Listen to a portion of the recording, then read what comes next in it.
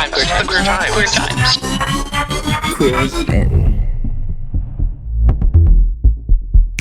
Welcome to Queer Times. My name is Kristen Becker. Hi, I'm Harrison Fish. How was your week, sir? My week was so busy. I'm in my last week here in Provincetown. That's right. Harrison is leaving us. Yeah, and it's weird. I don't want to say it's bittersweet because I've been bitter. You have been bitter. And which is... Yeah.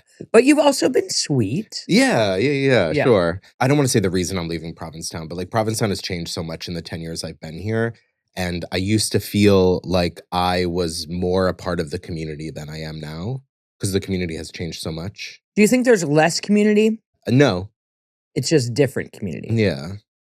Welcome to being a woman. Sorry.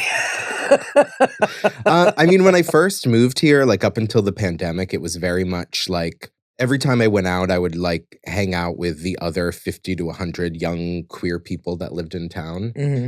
And now... All at once? Jesus, you guys really do orgy. But I mean, I'm talking like I would go to like those Monday night townie parties and there'd be like 15 Bulgarians dancing around. There'd be like the whole staff from my job. It would be, and I know that like I've changed because I do feel like there still is that like kind of younger queer community, although it's much smaller, but I don't quite feel like a part of it as much. But I think that was the predominant community within town. And I feel like it's just changed and it's different. I'm not a part of it anymore. Right.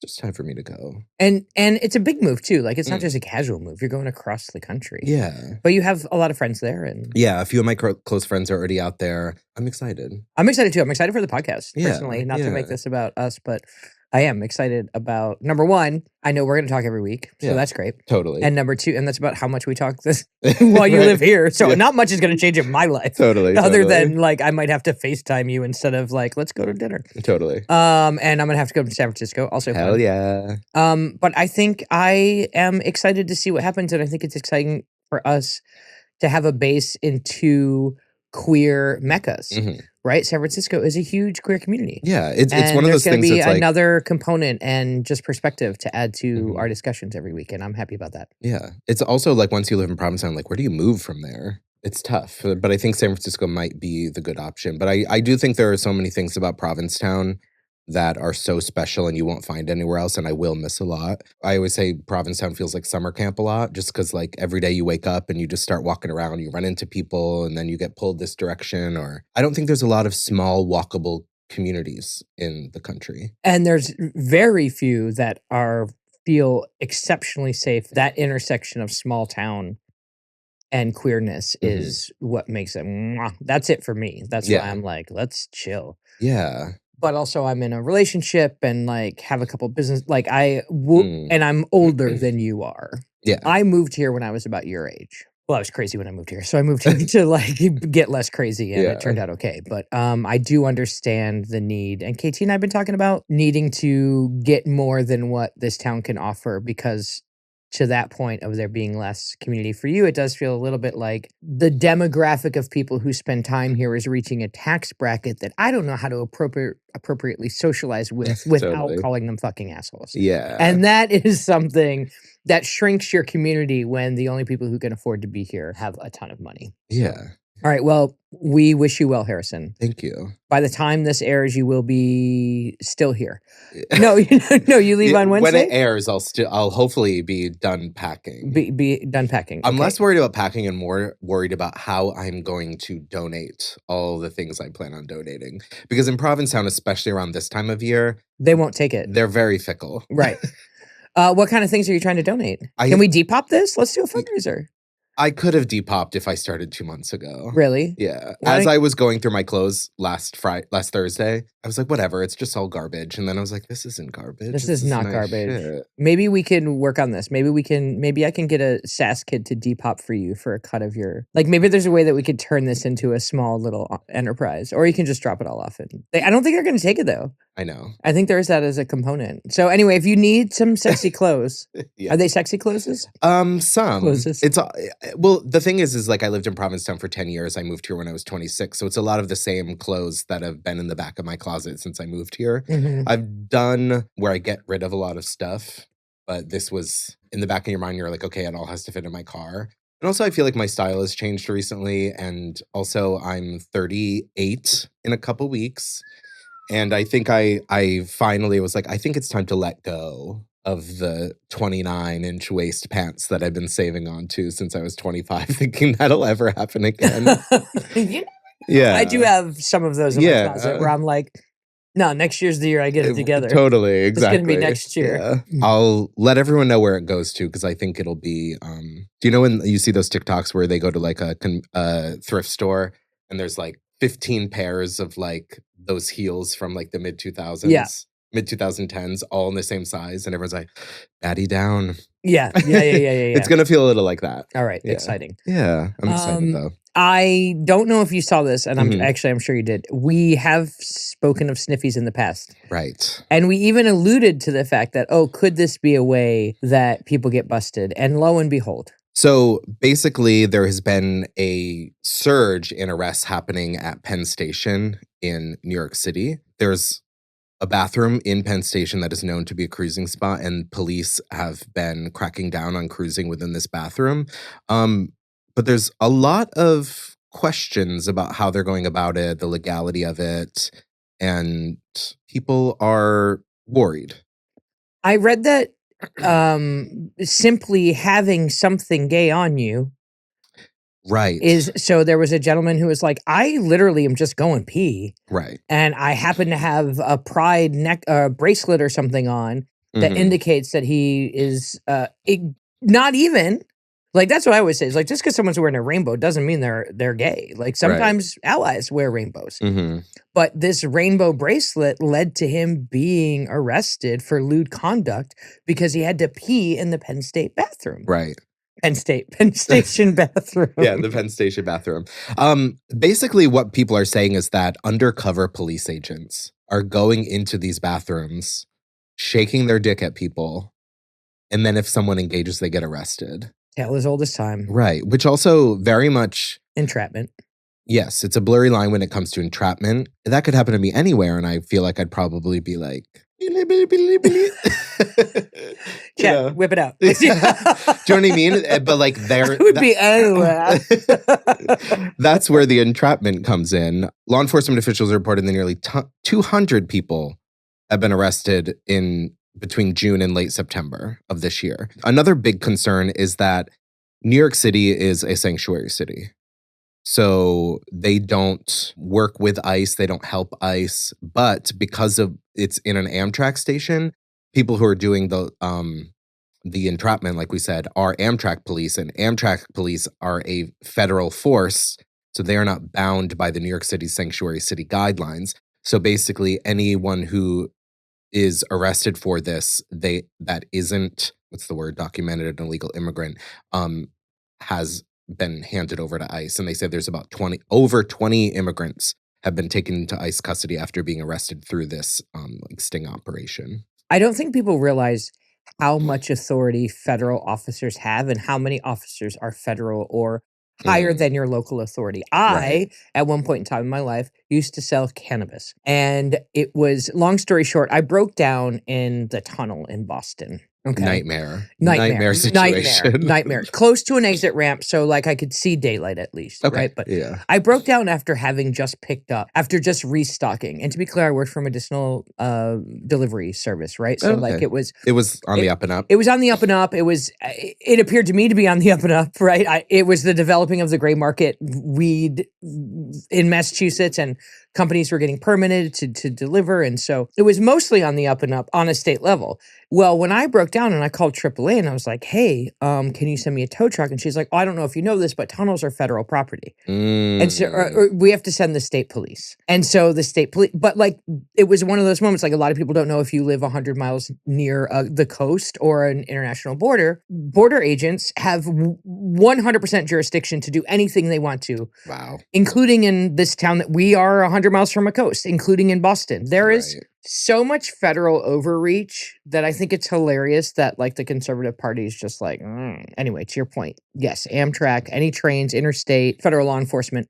And one of the attorneys from the Legal Aid Special Litigation Unit in New York said that officers were, quote, targeting folks on this random officer's perception of what their sexuality might appear to be, and quite often wasn't based on any probable cause. Right. So basically a guy walks in and is like, you look gay.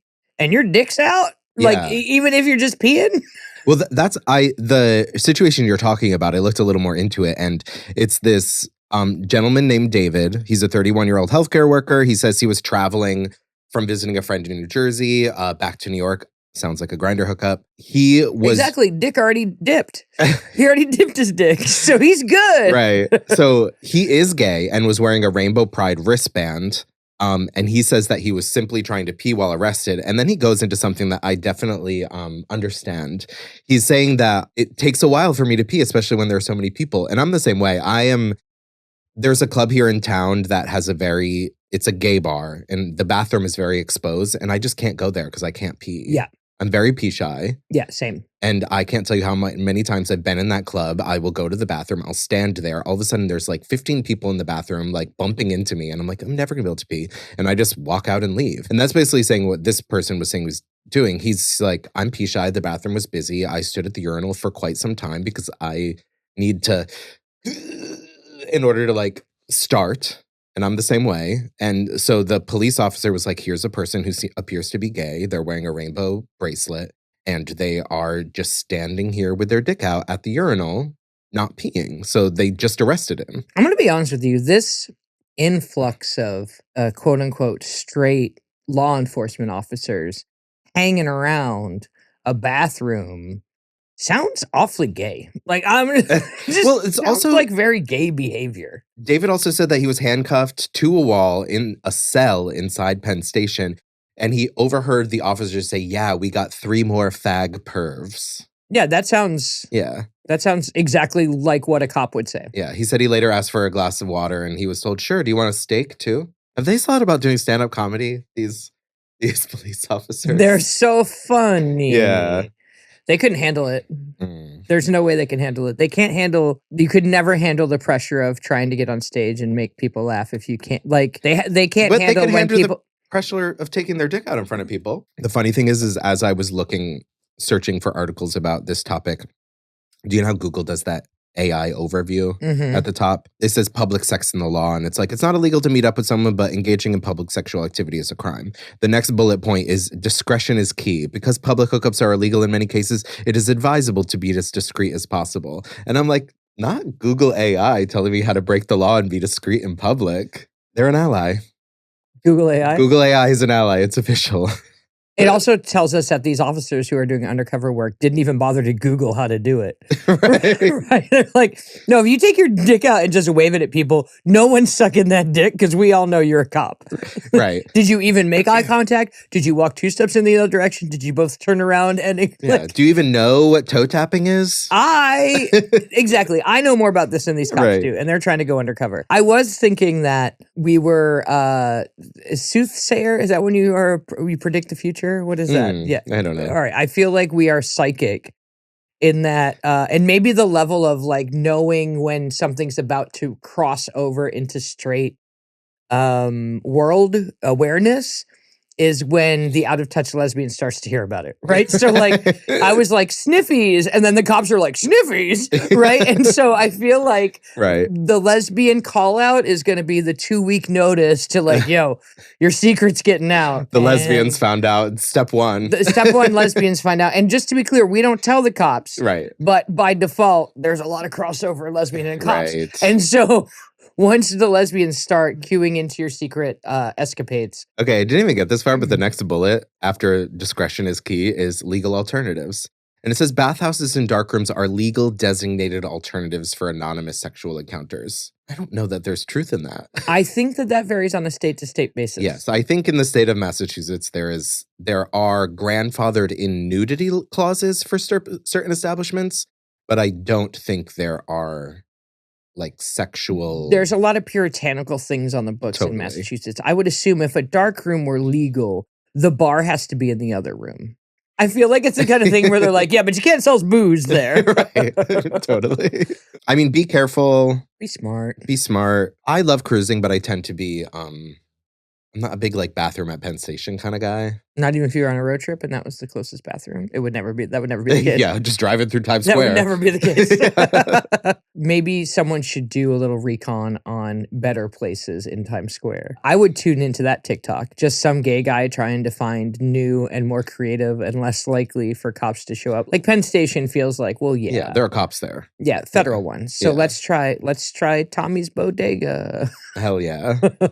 Queer as in. Oh, you wore a blue shirt to make your eyes look pretty. I mean, I did recently take a moment to figure out my color season. What's that? What? Look at me. Same black t-shirt, same baseball cap. I don't know what. No, what is it? So your color season is like the grouping of colors that look best on you. Okay. And they're typically like, you're like an autumn, a summer, a spring, or a winter. And then there's like usually a few variations within that. So you're one of those and you're that no matter what the season is outside? Yeah, because it's based on like your coloring. Okay. It's your palette. Yeah, exactly. And what are you? A soft summer. Light blues? Well, soft summer is like, this is like pushing it. It's like muted colors that are like slightly dusty look best on me. Okay. Yeah. I will never. But it's like, there's a lot of them on TikTok, which is like, they have these like capes almost with like stripes of all the colors. And there's always like someone standing behind you being like, see how that really makes your eyes pop? You see how it changes? A lot of that. All right, I would have to look at that because I'm just like, yeah, no, we know blue eyes make your eyes pop. Blue makes your blue eyes pop. I'm going to wear them. Green, good. You got hazel, good. Go for it. Yeah. That's it. If it matches my eyes, I can wear it. That's how I feel about it.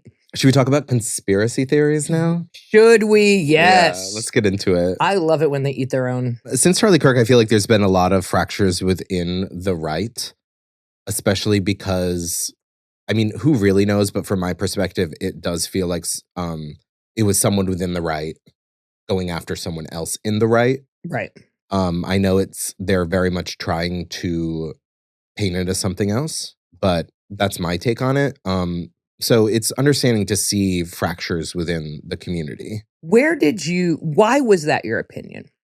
When you're like, oh, it was somebody on the right going after somebody else on the right, is that because of where it happened? Utah, primarily a red state. Is it because a lot of us, I feel like on this side of things, are watching the hijacking by extremists of the right?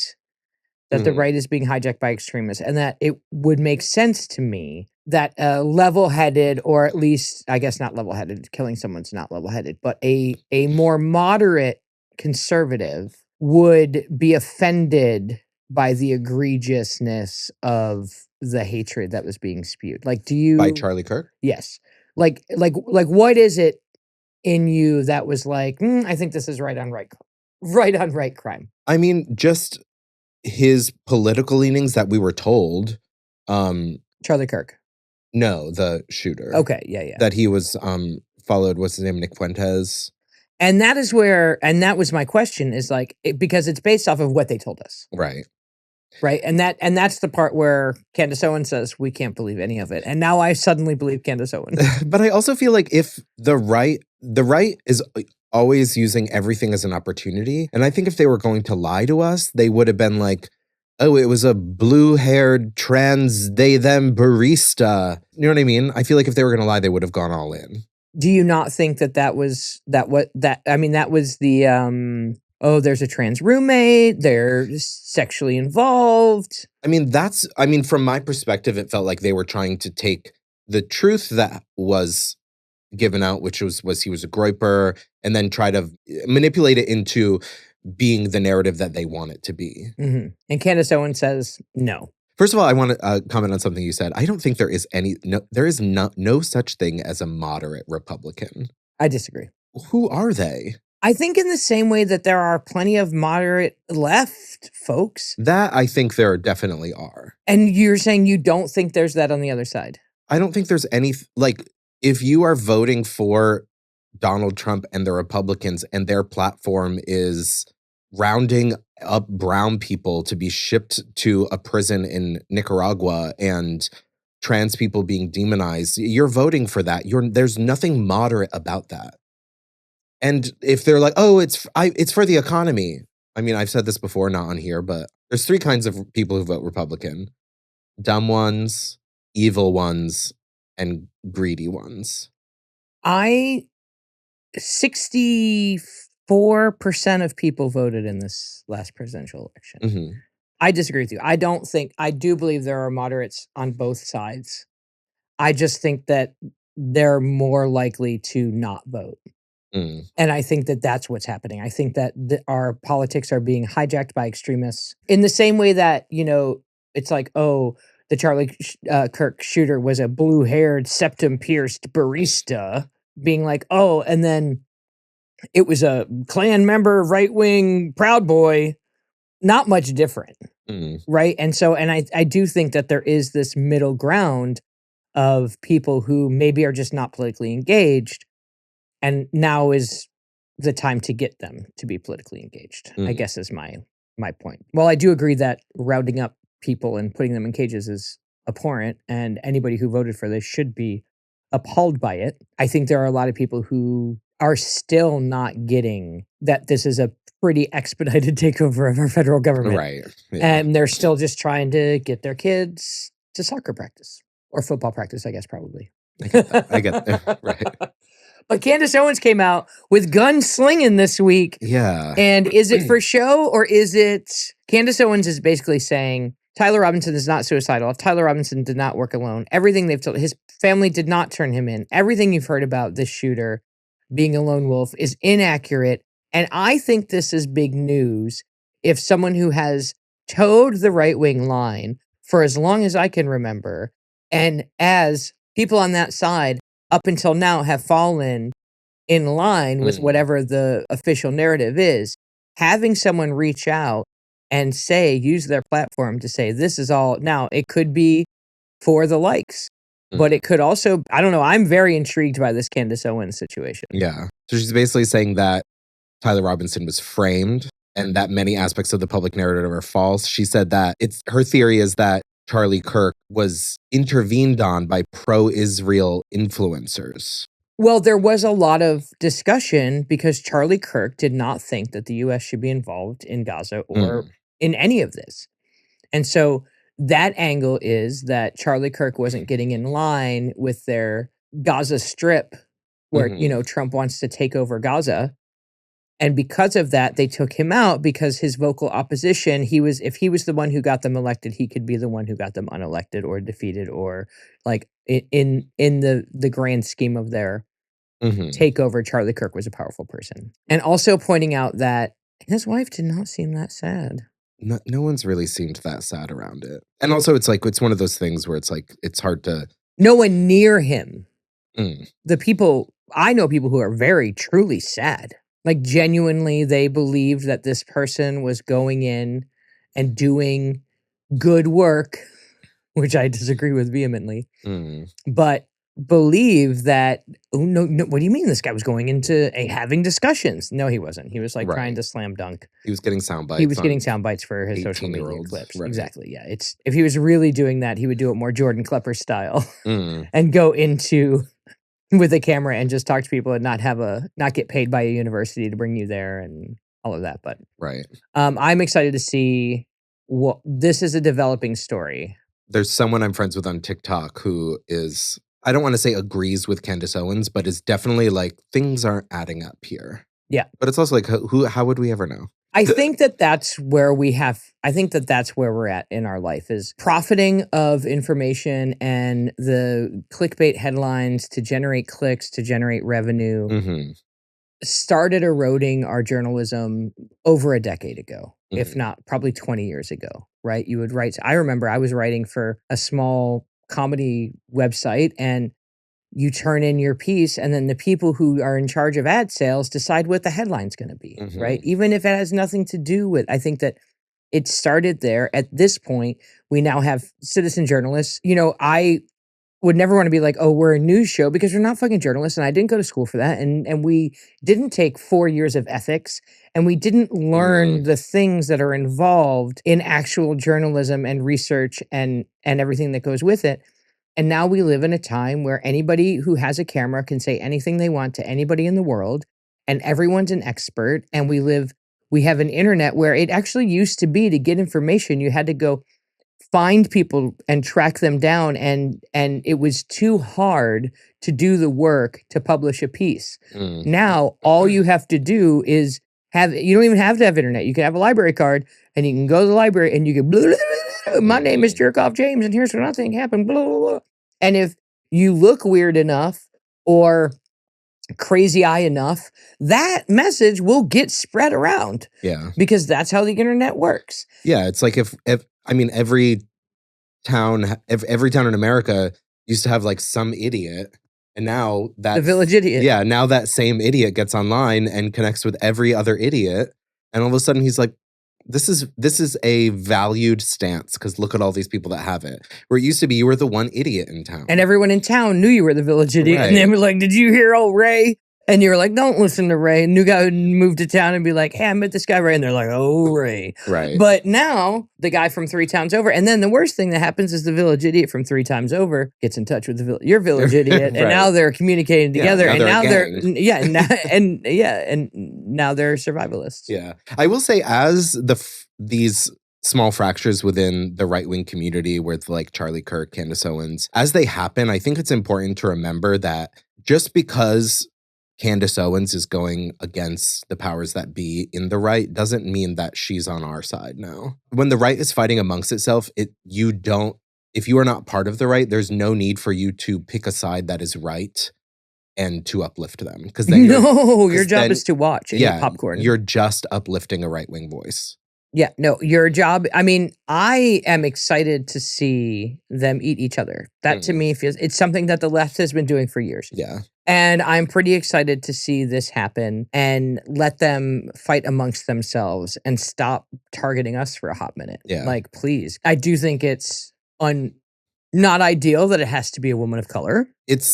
I think it's fair to say that in the past couple weeks, the country, the government has made a considered push right when it comes to their attacks on free speech, when it comes to Jimmy Kimmel and just everything in the news right now. But I'm going to make a statement that I feel like people might be upset about, but not to blame anyone.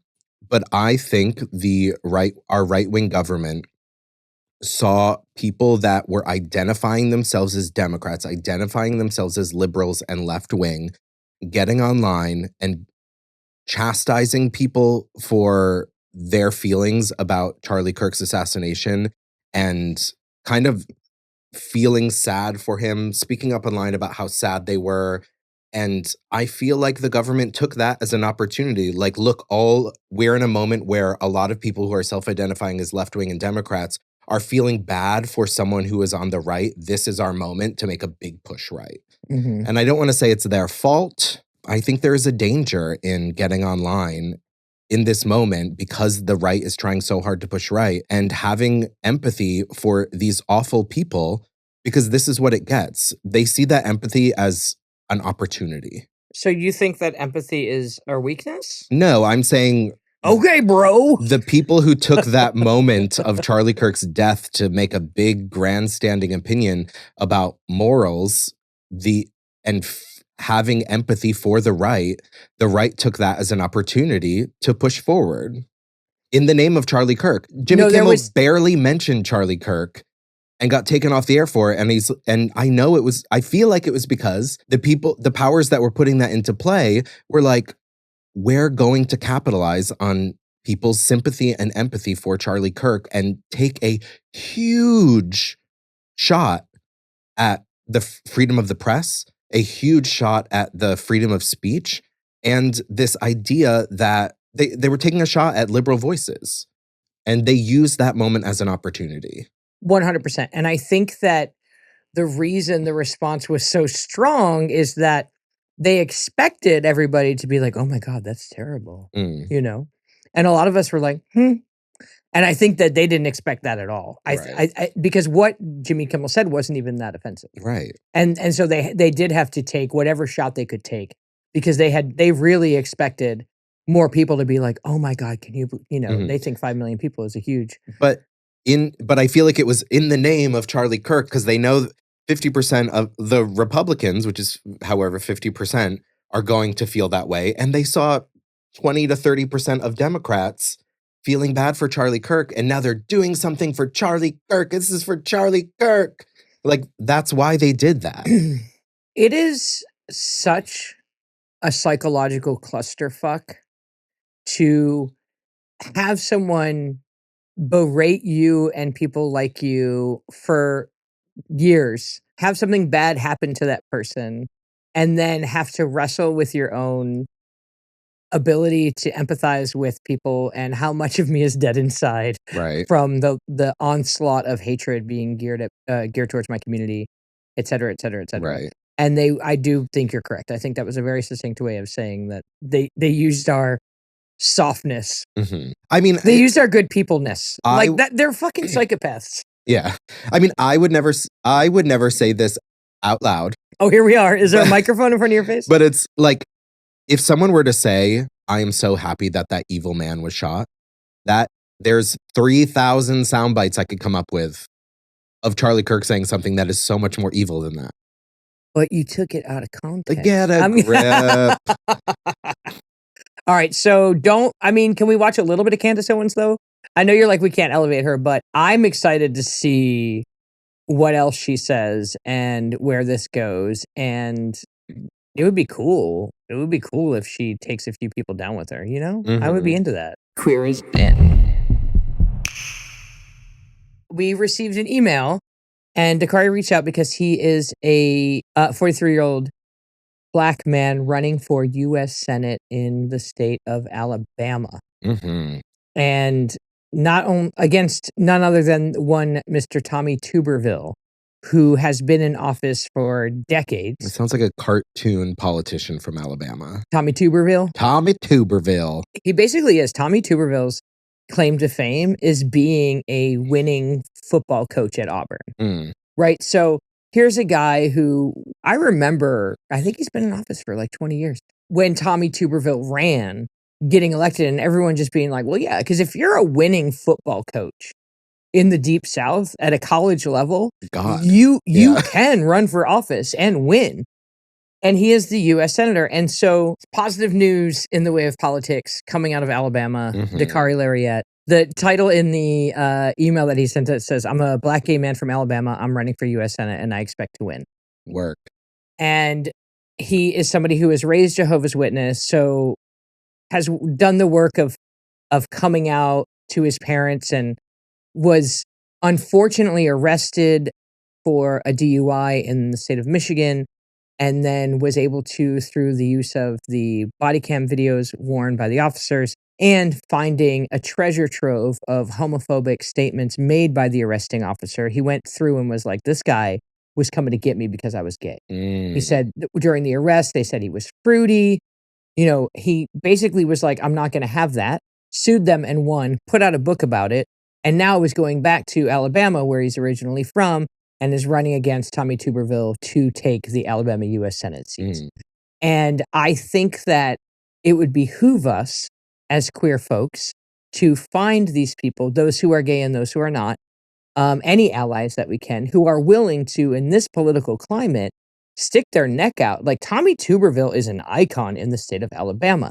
So it would be one thing for a not white man to contest him. It's another thing entirely for a gay Black man to stand up and say, hey, what you're doing isn't right. Alabama is one of the worst states in education. Alabama has one of the highest rates of Mississippi, or of poverty, I think only second to like Mississippi, Alabama. When you look at that corridor of the Bible Belt down there, there's a lot of things wrong in their government, and they're too busy worried about abortion and making sure you're praying in school and not actually having any money to feed the kids that you don't abort and to take care or give health care to your citizens or to do anything for anyone other than the Southern politics is very much there's 40 people in charge and all their pockets are real thick and everyone else is starving. So, and that's a big part of his platform is all of those things. It's because, like you said, Alabama is in probably the last 10 for things like healthcare, education, jobs, and that's intelligently where his focus is. Because so often you will hear like Sarah Huckabee Sanders, the governor of Arkansas. Yep. And she'll say like, oh, these like her main issues aren't the main issues that are affecting people in her state. So I think it's incredibly smart of this gentleman to decide that let's make people's lives in Alabama better. He's focusing on healthcare. He wants to lower prescription drug costs. He's trying to protect rural hospitals, which is a huge issue within red states, because Donald Trump's healthcare cuts are specifically affecting rural hospitals. I would like to say it is a thing for red states, but also blue states. We are rural. Yeah, You know, I think that there's more of it affecting blue states than people realize. And totally. what I found the most about the intersection between like northern queers and or urban versus rural queers, he absolutely has to stay focused on the issues Hmm. and run on those issues. And the only thing his opponent is going to do is going to be like, this black gay man, this black gay man, this black gay man, Right. right? And so I do love, same thing with Sarah McBride. Mm.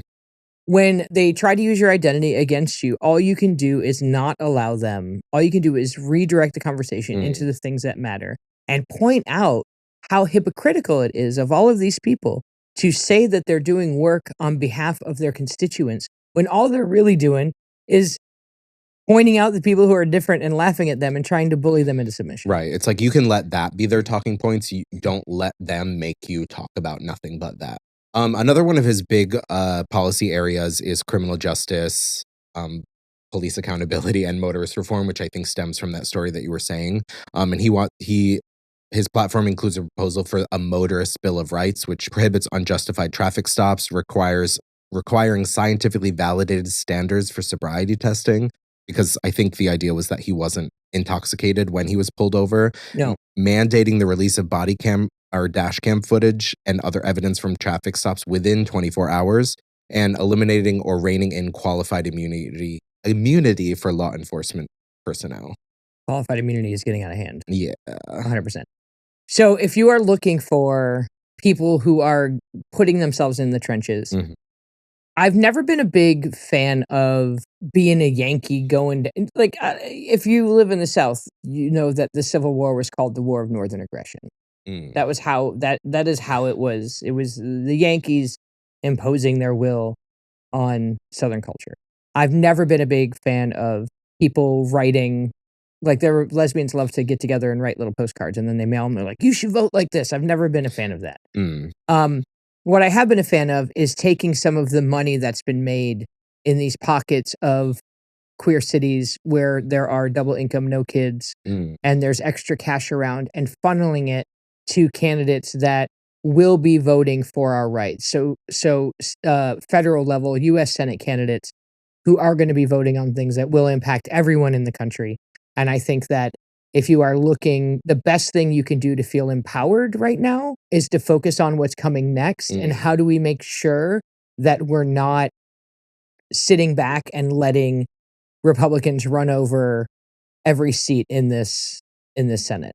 Yeah. And getting back as many as we can outside of the gerrymandering. There are actually ways to win elections, and that's in supporting candidates financially who need your support. Because going up against Tommy Tuber, no one's going to give this guy, few people are going to give this guy money in the state of Alabama. It's going to be Tommy Tuberville's the guy, you know, and has been forever. And they've gotten everything they've wanted, and by everything they want, I mean, they don't have abortion anymore. And women are almost barely people there. So I also feel like in these deep red places, I feel like it's time to stop writing them off as deep red. I think we're in a huge transition period. And I think obviously it's smart to focus on close races, but I think there is opportunity in places like this. Like, I'm guessing Alabama hasn't really seen a platform like this in quite some time, because Democrats always lose, so they don't put their best foot forward. And I think there are people who might have been staying home who might see this and think that is actually what we need. And I think it's time to start digging into these deep red states with the opportunity to potentially win. So actually, in 2017, there was a Democrat elected to the Senate from Alabama, Doug Jones, who won a special election that was vacated by Jeff Sessions, who left to become the U.S. Attorney General. So they did win recently. And so you're correct. There is very much a possibility that a lot of these places are more purple then they've been. I think there's room for it's about putting there's gains energy there. And like you said earlier, I think there's ways to support it. Like, but just because we have this idea, and I'm saying like personally, the idea of what Alabama is like, and what people are like in Alabama, there's clearly incredibly intelligent, thoughtful, well-meaning people that know what they're doing. Yes. And you can support them with money, but there's no reason to tell this gentleman what to do. No, correct. Right. Correct.